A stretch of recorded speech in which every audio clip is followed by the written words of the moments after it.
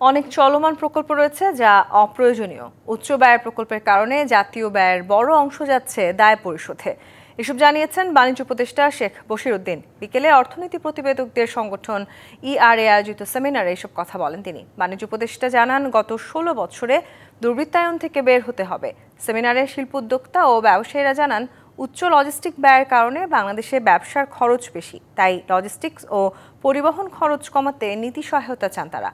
গবেষকরা জানান, বাংলাদেশে পণ্য পরিবহনে ১% খরচ কমাতে পারলে ৭% রপ্তানি বাড়বে।